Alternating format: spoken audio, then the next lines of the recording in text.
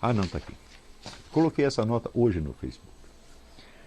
Todos nós que fomos criados no Brasil recebemos o impacto de um caos mental intolerável e sofremos por isso de graves deficiências de percepção e de julgamento. Todos nós, sem exceção. A não ser, evidentemente, aqueles que não são propriamente brasileiros, que chegaram da Europa anteontem, ou chegaram da China anteontem, ou aqueles que perceberam isso e se esforçaram para vencer isso. Percebemos mal a relação tempo-espaço, as conexões causais na vida prática, o nexo de ação e resultado, os valores e proporções na vida moral, etc. Olha, o número de vezes que eu vi pessoas se queixando de que não obtiveram resultado nenhum em ações que elas não praticaram, é uma grandeza. Então, o sujeito não faz, não desencadeia o efeito, ele não obtém a causa e depois ele fica triste porque ele não lembra que ele não desencadeou o efeito. Não é isso? Isso aqui é muito comum no Brasil. Tanto na esfera individual, da vida individual, quanto na esfera pública. Enfim, não sabemos viver. Tive a sorte de perceber isso quando era ainda um adolescente, mediante o confronto do meu desempenho na vida com o de pessoas de origem europeia recente. Bom, eu estava ali na casa de um amigo meu, judeu de origem russa. Estava eu, ele e mais um priminho dele. E estávamos ali fazendo um lanche e de repente chega o pai do menino, senta conosco e pergunta para nós: de onde vieram essas coisas que vocês estão aí comendo? E daí ele foi explicando para nós meticulosamente todo o processo de fabricação de um queijo, por exemplo, ou da manteiga, e o da fabricação das xícaras de louça, e das facas, e da toalha de mesa, e da própria mesa, e do pão, etc, etc. Um por um. E assim aquilo foi como se caísse escamas dos meus olhos. E eu de repente percebi, pô, esse homem está na realidade e eu estou no mundo da lua.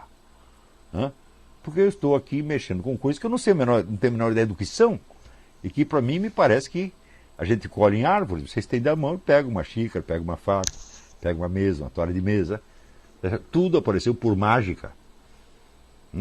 E esse homem estava num plano onde as coisas tinham uma origem, que era, por um lado, a natureza, a presença do universo físico, e o trabalho humano que havia transformado isso aí naqueles objetos que nós estávamos percebendo. E este é o coeficiente de veracidade do marxismo. Para aí, não vai além disso. Tá certo? Porém, isso para mim foi um choque de realidade. E eu percebi que só algumas pessoas tinham esta noção densa da realidade. Realidade que se constitui de uma presença física e de uma ação que se desempenha ali e que é o tecido da nossa própria vida. Só algumas pessoas tinham essa noção e todas essas pessoas eram de origem europeia recente. Então, ou o pai tinha vindo da Europa, ou a própria pessoa era de origem, era húngaro, era russo, era alemão, alguma coisa assim, e falei, eu não vi um brasileiro que tivesse isso. Então, tive sorte de perceber isso quando eu era ainda um adolescente, mediante o confronto do meu desempenho na vida com o de pessoas de origem europeia recente. Cheguei à conclusão de que eu era um sonso, um bobão em toda a linha. Fiquei estarrecido e comecei um trabalho de autorreforma que levou mais de 20 anos. Até hoje me impressionam a inépcia, a falta de sentido prático dos brasileiros, não raro mal compensadas por alguma habilidade profissional específica. Por exemplo, o sujeito é um empresário e investidor, sabe fazer dinheiro e se gaba de ser, por isso, um homem prático, mas não sabe resolver conflitos domésticos banais ou planejar suas férias sem transformá-las num pesadelo, e assim por diante. Por exemplo, surge um conflito entre o filho e a mãe, e o pai não sabe botar aquilo. Pergunta para mim se isso acontece. Surge um problema aqui entre o filho e a mãe, Se eu levar mais de 1 minuto para resolver isso, eu sou a besta quadrada. Eu resolvo e pacifico a coisa na hora, porque eu sei como funciona, meu Deus do céu.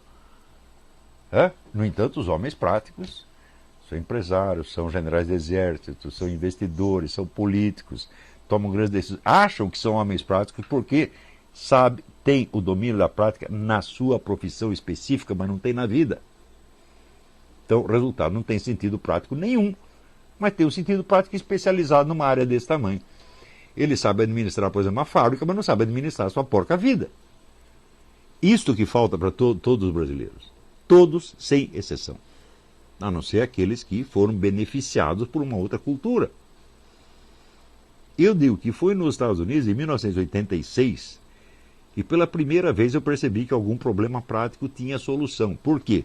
Porque no Brasil eu nunca tinha visto ninguém resolver nenhum problema prático. Juro para vocês, tudo quanto era problema que aparecia virava uma desgraça, uma tragédia. E de repente você via aqui pessoas que, peraí, vamos pensar como é que a gente faz. Dá para fazer assim, dá para fazer assim, dá para resolver. Então eu percebi que os americanos eles tinham um repertório de possibilidades de vida que transcendia infinitamente as possibilidades do brasileiro. Então eu vi, bom, na América é o lugar do possível e no Brasil é a terra do impossível. Tudo fica impossível. Por exemplo, eu vivo convidando pessoas para vir para cá. Vem passar um tempo aqui. Daí o sujeito responde assim, não, mas para isso, assim, eu preciso divorciar da minha mulher, vender meu apartamento, obter não sei quanto de renda na Bolsa de Valores e comprar um cachorro, e etc, etc, etc. E daí eu vou. É claro que não vem nunca. Ou seja, para resolver um problema, ele tem que resolver a vida inteira. O número de pessoas que pensam assim é muito grande e tudo fica impossível. Outra experiência minha. Eu nunca tive uma única ideia na minha porca vida que todos os brasileiros consultados não dissessem que ia dar errado. Sempre. Ah, eu quero fazer tal coisa. Não, você está com ilusão, você não tem experiência da vida, você vai se ferrar. Sempre foi assim. Ou seja, o indivíduo compensa a sua incapacidade prática castrando a capacidade prática do outro e castrando o desejo de agir. Então, é claro que nós estamos num país doente, mas quando dizer um país doente, onde está o país doente? Bom, ele está na sociedade em volta, mas ele está no seu coração também. Você é doente. Todos nós brasileiros somos doentes. Todos nós somos incapazes. E, para nos tornarmos capazes, nós temos que fazer uma reforma dentro de nós. Então, começar por perceber isso, olhar no espelho e dizer, eu não sei fazer nada. Então, aprenda a fazer alguma coisa, depois outra, depois outra, depois outra, depois outra. Por exemplo, você tem um conflito doméstico. Como é que você resolve um conflito doméstico? Duas pessoas brigam, como é que você faz? Ou tem dois cachorros brigando, como é que você separa o cachorro? Eu digo, bom, você não sabe, mas em algum lugar existe alguém que sabe. Existe uma tradição, uma cultura, onde houve um aprendizado que foi passado de geração em geração. Então, aquilo que você não sabe, alguém sabe. E procurar isso chama-se adquirir cultura. Mas acontece que no Brasil, cultura é uma coisa, a vida prática é outra. Então, é um problema kantiano. Entende por que é um problema kantiano? Como que eu faço para resolver uma coisa sem saber resolver essa coisa? E sem adquirir o conhecimento disso? Como eu faço para eu enxergar sem enxergar? Como é o mundo, como seria o mundo percebido se não fosse percebido? É uma pegadinha infernal, absolutamente infernal. É o Zenão de Eleia de novo, gente. Então, quanto mais fragilizado um ser humano está, mais facilmente ele cai nessas pegadinhas zenonianas. E isso torna a sua vida impossível. O sonho da minha vida, se eu pudesse pegar cada pessoa e mostrar tudo o que ela pode fazer, toda, vamos dizer, a inteligência que ela tem, o poder que ela tem, a criatividade que ela tem, eu faria isso. Mas eu só posso fazer com um número pequeno de pessoas e mesmo assim eu tenho dificuldade. Mas eu sugeriria o seguinte, eu tive a sorte ou a esperteza, sei lá, de não me projetar como formador de opinião antes de aprender e vencer essas inúmeras dificuldades correspondentes às camadas 6 e 7 da personalidade. Pensem nisso antes de passar pito nos seus amigos por alguma opinião que lhes pareça errada. Gente, eu só comecei a dar palpite publicamente com 40 e tantos anos. Não passei pito em ninguém antes. E quando eu passo pito, bicho, é assim, é com toda uma experiência de vida atrás, experiência muito densa. Eu vivi 20 vidas. Eu passei por coisas que as pessoas não conseguem nem imaginar. E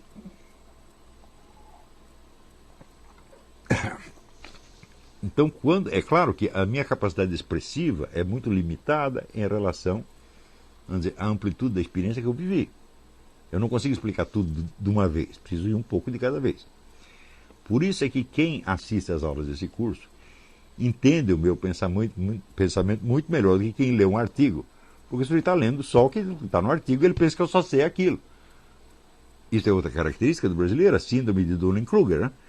A gente nunca pensa, para dizer o que ele está dizendo, o que mais ele precisaria saber além disto? Então, existe, junto com esta incapacidade prática, junto com ela, em função dela, vem esta necessidade de sempre depreciar os outros. E buscar uma compensação, porque a impotência diante da vida é uma coisa terrível. Eu quero tudo e não posso nada. Estou amarrado por todos os lados. Claro que você vai ter ódio do universo. Então você vai culpar Deus. Mas culpar Deus não posso, porque eu sou católico, etc. Então você vai encontrar alguém para você criticar, para você falar mal, para você esculhambar. Então é uma compensação. E é o caranguejo no balde. O caranguejo está saindo do balde, o outro puxa. Ele vem para baixo. Então vir uma tragédia. Tudo isso, gente, é superável. Mas o único que precisa saber, olha, quando você é novinho, tome consciência de que, primeiro, você é incapaz. Segundo, você é anormal. Pessoas normais não existem no Brasil, porque não tem norma. Não existe um padrão de normalidade no Brasil. Existem padrões de normalidade grupais. Onde você, para ser considerado normal, você precisa se ajustar à loucura daquela turma em particular. Mas um padrão de normalidade que seja reconhecido na sociedade não existe, simplesmente. Em outros países existem. Chega aqui nos Estados Unidos, todo mundo sabe o que é um negro normal ou anormal. E quando vê que o negro está anormal, eles falam, you need help. Qualquer um percebe isso quando o sujeito need help. No Brasil tem camarada totalmente louco, está louco há várias décadas. E ninguém percebe que o negro está louco, porra. Então, tem uma pergunta aqui. Pergunta talvez meio básica, mas eu acho que pode ser que ilustre o que você está falando. Você acha que para superar essas barreiras, um bom método de autossuperação seria você passar a adquirir gosto pelos desafios ao invés de... Eu não digo que isso seja um método, o método que se aplica a tudo, mas sem isso não dá para fazer nada. E também objetivos que façam você lançar alvos, né? Que você, por exemplo, quando você percebe que você tem uma incapacidade, a primeira coisa que você tem que perceber e aceitar. Por exemplo, vamos supor, você é covarde. Ótimo, então vamos partir daqui. Eu sou covarde. Como é que eu faço para deixar de ser? Então, primeiro, você tem que conhecer alguma pessoa corajosa. E em vez de você odiá-la porque ela é melhor que você vai ter que aprender com ela, pô. E enfrentar situações E enfrentar situações. A pessoa só nos testa. Claro. Eu, quando era adolescente, eu tive um grande professor de coragem, que era um amigo meu, que era um gaguinho. E por ele ser um gaguinho, baixinho, tá certo? Ele compensava isso com atos de bravura cada vez maiores. E eu falei, isso aí é legal, eu vou fazer a mesma coisa, porque daí eu vou ficar corajoso como ele. E isso me fez muito bem. Agora, se eu ficasse com raiva dele por ele ser corajoso, eu teria ficado covarde. E assim por diante. Tudo desse mundo dá para você aprender, mas você só consegue aprender aquilo que você ama. E quando você ama uma qualidade, você ama quem possui essa qualidade. E esse amor vai impregnando você das qualidades do outro. Então você pode superar todos os problemas da vida, mas mediante o amor ao próximo. Tá certo? Agora, não buscar a compensação, vamos dizer, do azedume, da crítica. Nunca fazer isso na sua vida. Né? Então,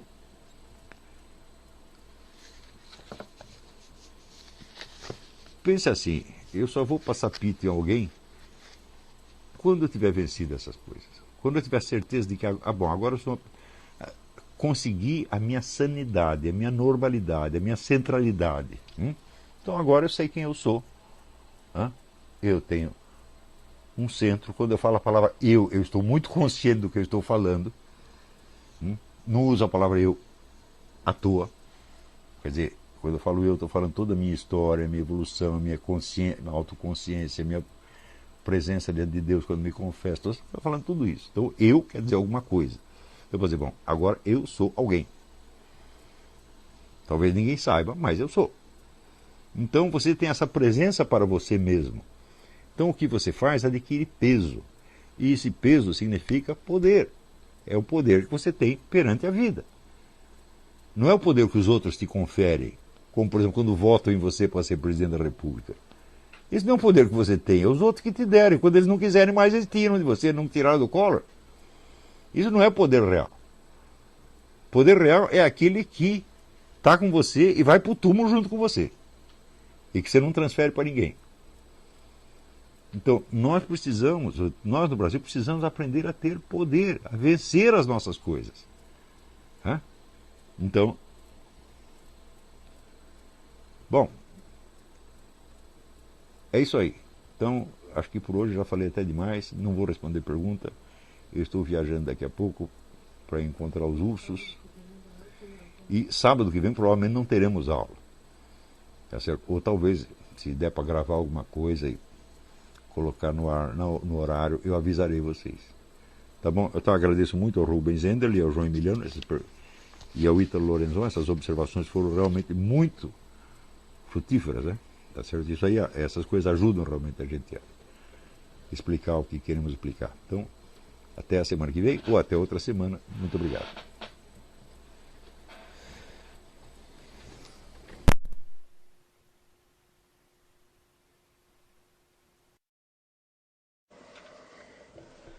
Vamos lá.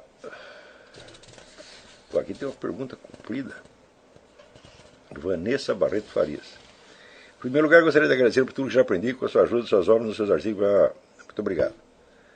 Algumas questões que não compreendo bem, gostaria que o senhor me ajudasse a compreender. Tenho a convicção de que o ser humano só pode viver com dignidade quando considera que agir corretamente não é uma questão de mera conveniência social, mas de dever moral perante sua própria consciência e, portanto, perante Deus. Mas, sem sombra de dúvida, se você não tem esta ideia do observador onisciente, você nunca vai melhorar na vida. Tá certo? Por quê? Qualquer que seja o público para o qual você fala, esse público sempre tem limitações. Ele só sabe um pedaço da história. E você pode enganá-lo sempre. Enganá-lo para melhor ou para pior, de alguma maneira. Tá certo? Você pode se mostrar melhor do que é ou até pior. Tá certo? Mas você pode enganar. Mas Deus tem a medida justa. Se você aprendendo, vamos dizer, a falar com Ele, quer dizer, quando você começa a querer exagerar na sua maldade, Deus manda você parar. Você está entendendo? Então, e sobretudo, uma coisa importante desse comparecimento perante Deus é você ter a ideia da sua absoluta insignificância. Você não precisa nada, fazer nada. Tá certo?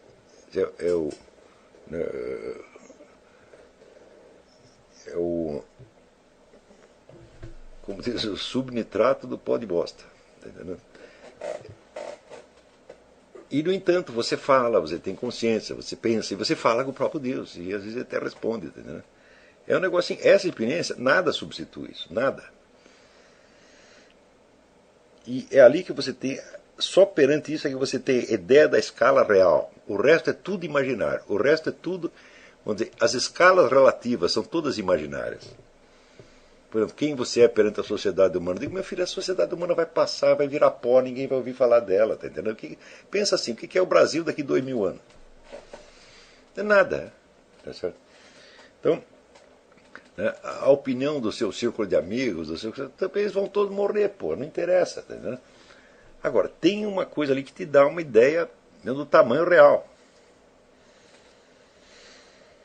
Né?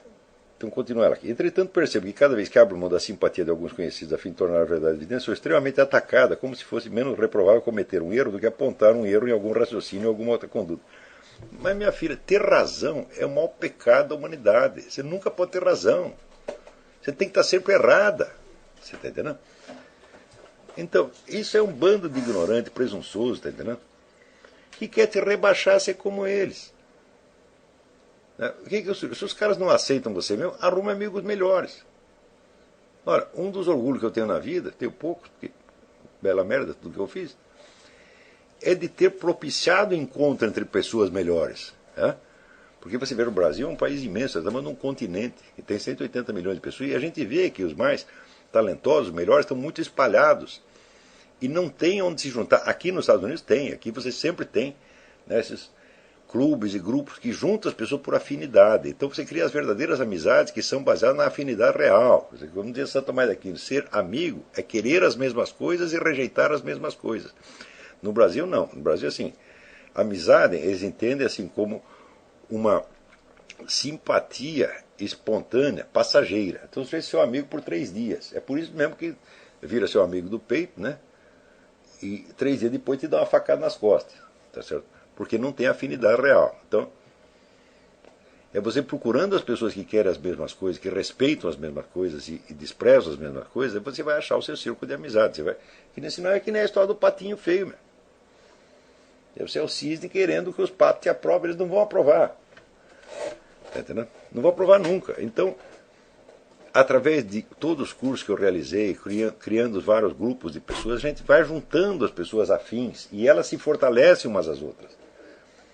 Se esse curso não servisse para mais nada, eu digo, olha, ele juntou as pessoas que querem as mesmas coisas, as pessoas que querem ir para cima, estão sendo juntadas, então, né, sai até casamento nessa coisa, pô. Quantos alunos meus não casaram ali, tá entendendo? É um negócio incrível, tá entendendo? Então, olha, se eu tivesse feito só isso, eu digo, bom, já algum negócio fiz. Tá certo? Quer dizer, então, Vanessa, não faça muita força para convencer as pessoas, não, tá entendendo? Se você não quer ouvir, você procura outro. Como diz o outro, vai procurar a sua turma, pô. Né? Mesmo que eu fundamente minhas opiniões e apenas exijo mesmo de quem queira me refutar, acuso-me de que penso estar sempre certo. Fala, olha, pensar é pensar que está certo. É pensar que está certo. Quem quer que pense o que quer que seja, pensa que está certo. O que é você ter uma opinião, se não você achar que essa opinião é melhor que a dos outros? Se eu acho que a minha opinião é tão boa quanto a sua, então eu não tenho nenhuma nem outra. Agora, as pessoas, elas fingem que não são isso. Né? Então, aquele negócio, não, eu respeito a sua opinião. Falo, claro que não respeito a sua opinião. Né? Eu respeito o seu direito de pensar errado, isso é outra coisa. Mas não, eu posso respeitar o seu direito de ter uma opinião errada, mas não respeitar a opinião? Se eu respeitar a sua opinião tanto quanto eu respeito a minha, então eu estou indeciso. Eu não sei se eu penso como eu mesmo ou como você.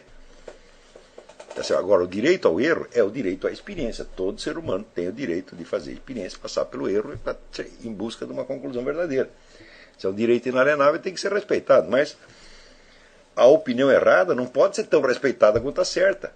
Se o sujeito diz que 2 mais 2 é 5, você vai dizer o quê? Eu respeito a sua opinião. Eu respeito nada, sua opinião não vale um peido, meu filho. Isso que não quer dizer que eu não gosto de você, que eu não acho você um cara bacana e tal, mas você está falando besteira, pô. Tá certo? Então, tudo isso aí faz parte da hipocrisia brasileira e é um sistema de pressões feito para deprimir a inteligência, para destruir a inteligência. A sociedade brasileira é visceralmente contra o conhecimento. Isto é antigo no Brasil, isto é muito pesado, isto é muito feio, e isto é a causa de todos os nossos males, sem exceção. Você lembra o texto que eu li do outro dia do Jorge de Lima, o depoimento? Onde estava lá o Graça Aranha tentando convencer as pessoas que elas tinham que se levantar um pouco em cima da brutalidade do mundo natural. E os caras escolheram fazer exatamente o contrário. Ora, pô, tem que se ferrar. Ah, você quer um negócio telúrico, você quer as forças da natureza.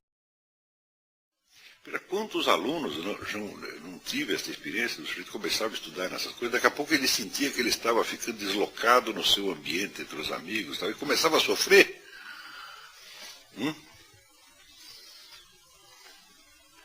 E daí eu perguntava, mas escuta, mas por que você quer continuar amigo deles? Qual é o motivo? Quer dizer, você acha que um homem pode realmente seguir uma carreira de estudo, encher um monte de ideia na cabeça, né, e continuar convivendo igualzinho com o ignorante? Que milagre você quer? Isso nunca aconteceu. Não é isso? Então, se você adquirir mais cultura, bom, você tem que procurar amigos mais cultos, ou então ficar sem ninguém, essa é a coisa mais óbvia. Agora, para o brasileiro, não, ele quer continuar. Ah, mas a garotada do bairro, a turma do time de futebol de salão, a turma do clube.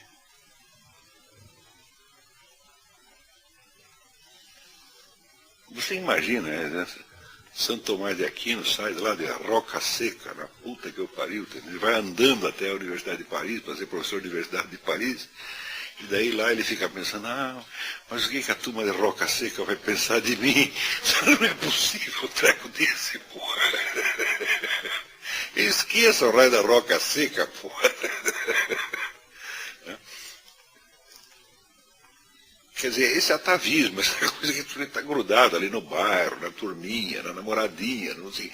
Quer dizer, você já nasce velho com saudade do seu próprio passado. Né? Quer dizer, pô, você tem uma vida pela frente para fazer coisas, né? Desbravar território, fazer coisas maravilhosas, então fica pensando nessa porcaria. Né? E ainda quer que eu o console, porra. Você sabe o que você faz com seus amigos? Manda tudo a puta que os pariu, pronto, porra. Esquece isso. Né? Você quer ser meu amigo e quer continuar amigo deles? Então fica com eles. Vai. É melhor para você, né? Porque não dá, senão você vai estar me nivelando com esses caras. Pô. Eu não aceito, não é possível. Quer dizer que a minha conversa vai ser quase tão interessante quanto a deles. O que é? Tá me esculhambando, pô? Agora, o fato é o seguinte, é que eu, durante muito tempo, eu fiquei sem amigo nenhum. Eu não tenho com quem conversar, só tem idiota em volta, não é possível. Então eu fico sozinho, ué. Eu não posso desistir de mim por causa de um outro. Porque chega na hora de pagar minhas contas, quem é que vai pagar? É o outro? Sou eu mesmo, né? Então, pô, meu amigo sou eu, porra. Agora, quando depois você... Veja, os escolásticos já definiam a amizade como, na fórmula latina, idem vele, idem nole. Quer dizer, amigo é o sujeito que quer a mesma coisa que você e rejeita a mesma coisa que você. Esse é seu amigo, seu companheiro. Né? Então você tem algo a fazer com ele. Agora, se não tem nada, bom, é um conhecido. Então você pode dar toda a simpatia, mas você não pode esperar nada. Você pode dar algo a ele, mas não pode esperar. A gente deve ser bom com todo mundo, bom, simpático, né? Prestativo com todo mundo. Um mendigo que te para na rua. Mas você não vai poder esperar manifestações afetivas dele, meu Deus do céu. Você não pode precisar deles, tá entendendo?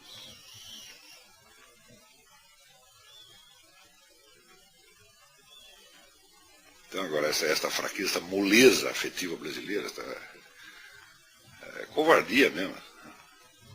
Isso aí mata qualquer carreira intelectual, não é possível. Você querer conservar todos os amiguinhos de infância, a turminha do bairro. Né? Você vai querer jogar bolinha de gude, fazer brincar de carrinho de rolemã. Qual é?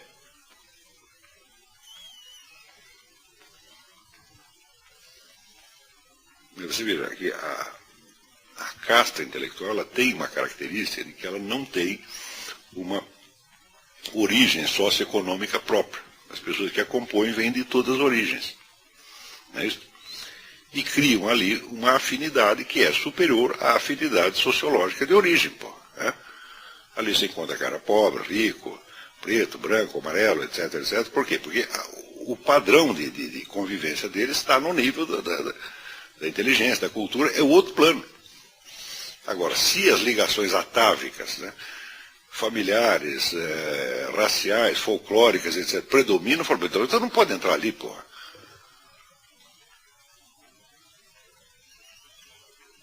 Então tem realmente que cortar, eu não quero mais isso. Né? Então é por isso que quanto pior tenha sido a sua infância, melhor para você, porque daí você quer esquecer ela mais rápido. Né? A minha infância foi uma verdadeira porcaria, eu não tenho saudade nenhuma. Adolescência, puta vida, que droga. Entendeu? Então, quanto mais eu ia ficando adulto, a minha vida foi melhorando. Então não tem por que ter saudade daquela porcaria. Falar, não, agora está melhor, porque agora eu sou eu mesmo, estou fazendo a coisa que eu quero. Né? Então ficar com saudade do quê? Agora, se estava bom, né? Ai, que saudades que eu tenho da minha infância querida, então volta lá correndo, pô.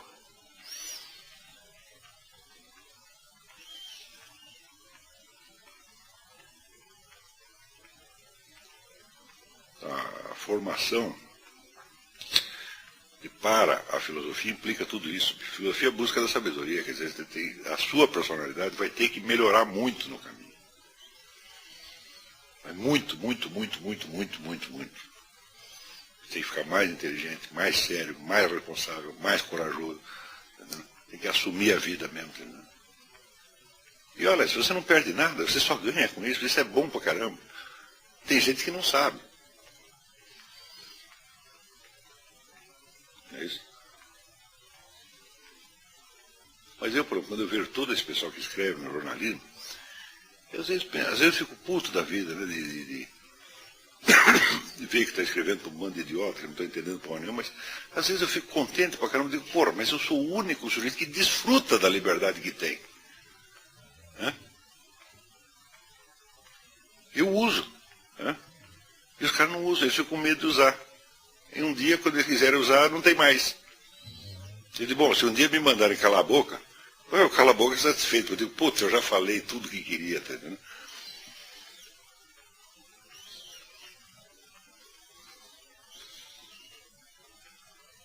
Quer dizer, chega a este ponto de, quer dizer, de você abdicar de recursos que você tem, que estão na sua mão.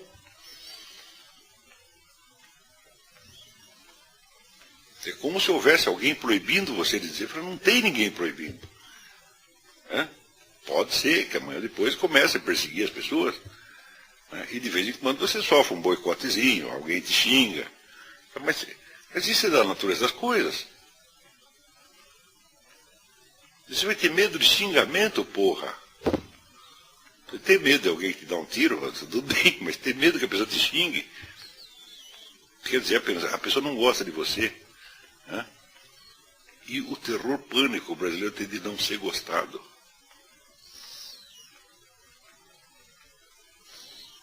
Isto é um negócio que eu também nunca vi em lugar nenhum. Não tem nenhum povo que seja assim tão vulnerável, efetivamente. Se alguém te olha feio e não gosta de você, pô, você desaba. Mas se é assim, é porque você já estava numa posição de inferioridade, então você precisa da aprovação do outro para ficar de pé. Daí ele te nega, você cai. Então você já estava mal antes. Né? Agora, tu não gosta de mim, sinal que tu é burro. Né? Porque eu não vou te fazer mal nenhum, só vou te ajudar. Né? Acho que sou um bom amigo. Né? Não vou tomar nada seu. Né? Se você me der alguma coisa, eu fico grato. Se você não der, dou eu. Para mim, tanto faz. A pessoa dá, uma ajuda, ou a gente ajuda a outro. É normal da vida. Mas...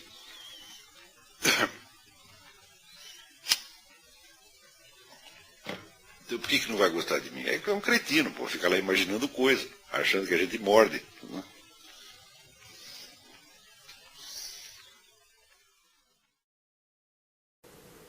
Felipe Rizzo, o senhor fala muito sobre a importância de ser uma pessoa corajosa e a relação disso com a vida intelectual. O senhor poderia dar dicas práticas de como se tornar alguém corajoso? Bom, em primeiro lugar, todo covardia é um egoísmo e uma falta de amor ao próximo. Porque se o sujeito é covarde é porque ele está querendo se preservar em primeiríssimo lugar. Ou seja, aconteça tudo que acontecer, pode cair o mundo, mas eu tenho que sair inteiro. Então a pergunta é, por quê? Por que você e não o seu vizinho? Não é isso? Então, lembrar aquilo que eu coloquei essa frase hoje mesmo, frase do Eric Wöhling, toda vida humana está inserida dentro de uma hierarquia de bens. Isto é básico. Quer dizer, que hierarquia de bens? Este bem que eu desejo não é tão valioso quanto aquele outro. Então eu dei ali o exemplo. A vida moral começa no instante em que o bebê tem que escolher entre a posse de um objeto desejado e a amizade com o irmãozinho. Quando não dá para ter as duas coisas ao mesmo tempo. Então ele tem que fazer uma escolha. E nessa escolha entra o quê? Uma hierarquia de bens. Nós estamos fazendo essas escolhas o tempo todo. Tá certo? E quando nós fazemos a escolha errada, em geral é porque nós não nos lembramos que existe uma hierarquia. Existe o mais importante e o menos importante. Também, vamos dizer, a perspectiva da vida eterna ou a limitação da vida a este espaço terrestre. Como seres biológicos, a nossa tendência é defender, em primeiro lugar, a nossa subsistência biológica. Isso é instintivo.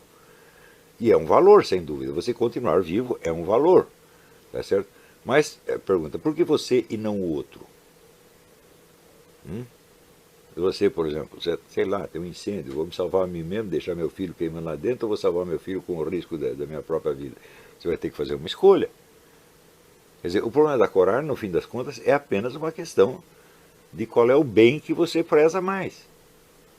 Se você descobre bens maiores, no fim das contas, a sua própria vida não tem mais importância. O importante não é conservar a vida, tá certo? Mas gastá-la e, se preciso, perdê-la em função de um bem maior, de um bem que merece ser mais amado. É só este o problema. Quer dizer, a covardia é uma falta de amor ao próximo, em primeiro lugar, e de amor a Deus, em segundo lugar. Não é isso? Ele não é não é uma virtude que tem em si a sua própria substância.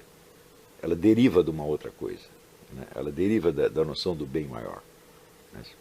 Então não se trata de se tornar mais corajoso fazendo exercícios, etc. Bem, alguns exercícios podem ser úteis, evidentemente. Né? Aqui tem uma associação que tenta restaurar o senso da virilidade nos meninos. O que faz? Solta eles no mato.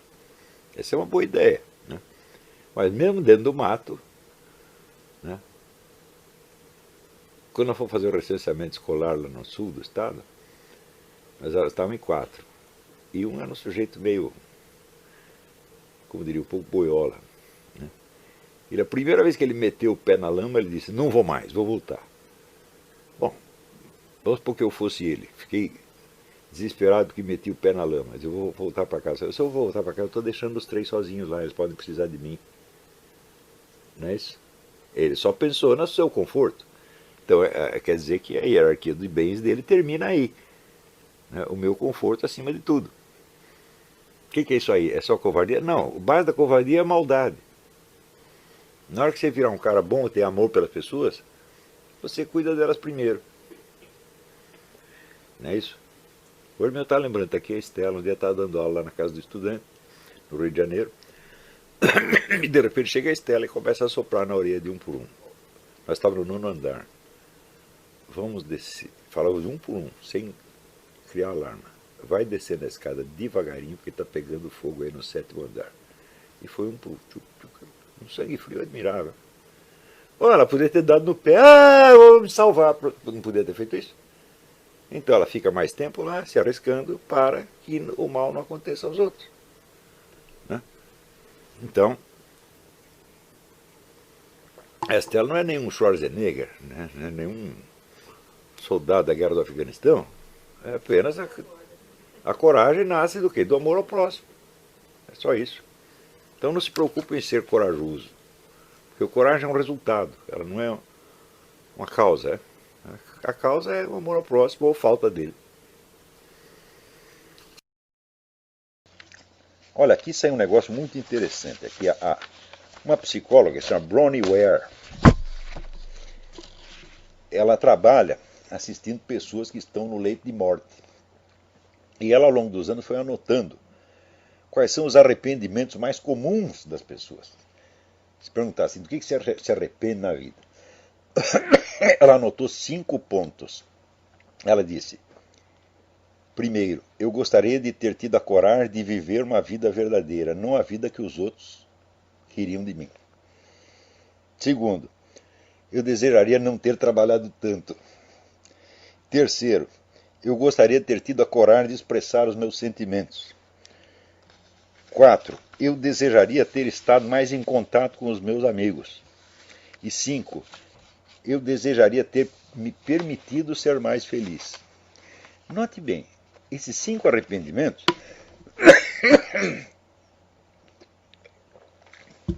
não correspondem aos pecados que você geralmente confessa no confessionário. Mas, examina bem, todos eles estão dizendo o seguinte: eu faltei com a verdade da vida. Eu não fui eu mesmo, eu não fui sincero. E isto, meu filho, atenta contra o primeiro mandamento. Porque Deus é a verdade, e Deus não quer fingimento. Deus não quer que você se faça de bonzinho. Você está entendendo? Ele quer a sua sinceridade profunda. Em primeiríssimo lugar, você tem que ser verdadeiro para com Deus. Às vezes a gente não pode falar toda a verdade para todo mundo. Não é isso? Mas, para Deus e para você, e falar para você mesmo, é falar com Deus. É aquele verso do Antônio Machado: quien habla solo espera hablar a Dios un día. Então, ser sincero para você mesmo é a primeira condição. Então, o que eles todos estão confessando? Falhei contra o primeiro mandamento. Não amei a verdade. Amei mais a aparência, a conveniência. Então, vocês, meus filhos, quando vocês... Às vezes tem gente que me critica, dizendo, não, ele tem um temperamento estourado. Então, isso é besteira. Vem fazer análise psicológica de botequim, porra. Estourado do caralho. Eu sou o sujeito mais calmo, mais passivo do mundo. Quem me conhece sabe disso. Né? Agora, eu falo o que tem de falar, porra. Como diz, eu não levo desaforo para casa. Não que eu vou ficar com raiva do cara. Não, não fico com raiva do sujeito 3 minutos. 3 minutos eu esqueço do dia seguinte. Mas na hora eu tenho que falar. Por quê? Para não pensar mais nisso. Né? O cara disse, tá lá conspirando, teoria da conspiração. Teoria da conspiração, caralho. Vai se fuder. Pronto, acabou. Não penso mais nisso. Agora, vou me fazer de bonzinho, para depois ficar me roendo por dentro, para depois chegar no leito de morte, eu desejaria ter falado a verdade, para não ficar engolindo sapo. Por quê? Veja, esse depoimento dela é de uma importância extraordinária. Né? E os pecados que eles cometeram, os outros pecados convencionais, eles já confessaram, já foram confessionários, já confessaram. Mas tem um que eles nunca tinham confessado, confessam no leito de morte. Faltei com a verdade da vida. E isto é violar o primeiro mandamento. É o mais grave de todos. Né?